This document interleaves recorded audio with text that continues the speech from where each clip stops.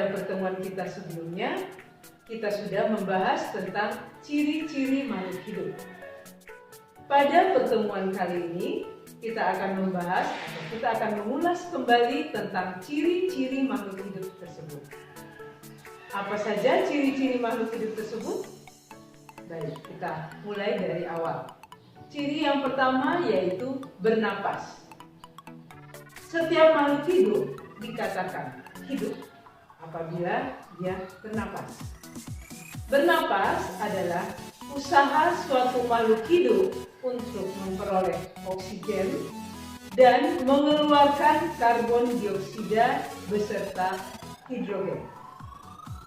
Oksigen ini dibutuhkan untuk proses metabolisme di dalam tubuhnya untuk menghasilkan energi. Ciri yang kedua yaitu bergerak. Setiap makhluk hidup dapat bergerak. Meskipun ada yang bergerak secara bebas, ada yang bergeraknya terbatas atau dikatakan pasif. Bergerak yang bebas misalnya binatang yang memiliki kaki, memiliki sayap, memiliki ekor, bisa bergerak dengan bebas.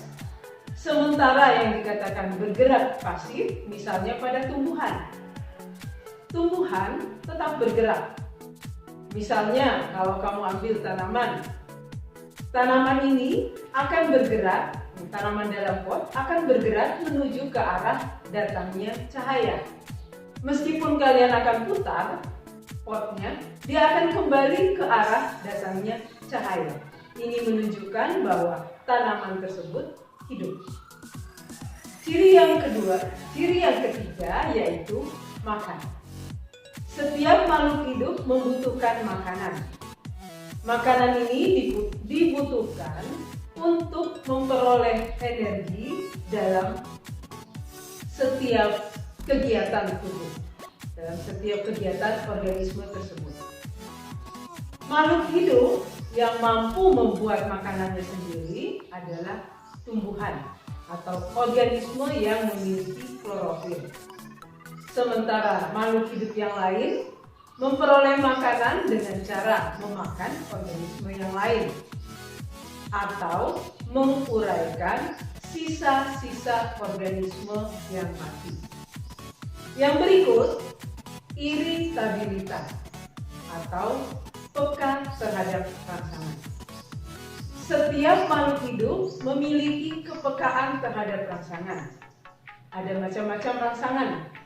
Entah itu rangsangan berupa air, cahaya, sentuhan, suhu, dan lain sebagainya. Setiap makhluk hidup mampu menerima rangsangan, meneruskan rangsangan tersebut, dan membuat balasan atau mampu membalas rangsangan tersebut. Itu yang disebut iritabilitas. Yang berikutnya, tumbuh. Setiap makhluk hidup mampu bertumbuh. Kenapa bisa bertumbuh? Karena sel dalam tubuhnya akan melakukan pembelahan sel. Misalnya dari satu sel menjadi dua, dari dua menjadi empat, dan seterusnya. Sehingga jumlah sel dalam tubuhnya bertambah dan ukuran ataupun bentuknya juga semakin bertambah. Yang berikutnya adalah ekskresi.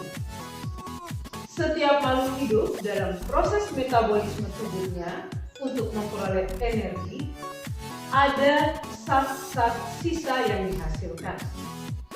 Zat sisa ini harus dikeluarkan dari tubuh supaya tidak meracuni tubuh organisme tersebut. Proses pengeluaran inilah yang disebut ekskresi.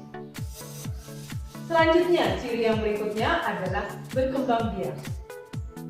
Setiap makhluk hidup memiliki kemampuan untuk berkembang biak. Berkembang biak atau bereproduksi berfungsi untuk mempertahankan jenis dari suatu makhluk hidup agar tidak punah. Jadi dengan memperoleh keturunan dan keturunan berikutnya, ciri dari suatu makhluk hidup atau ciri khas dari suatu makhluk hidup dapat diteruskan dan makhluk hidup tersebut tidak akan punah. Yang berikutnya, beradaptasi. Setiap makhluk hidup memiliki kemampuan untuk beradaptasi. Beradaptasi berarti mampu menyesuaikan diri terhadap perubahan atau keadaan di lingkungannya. Perubahan lingkungan harus diikuti dengan adaptasi.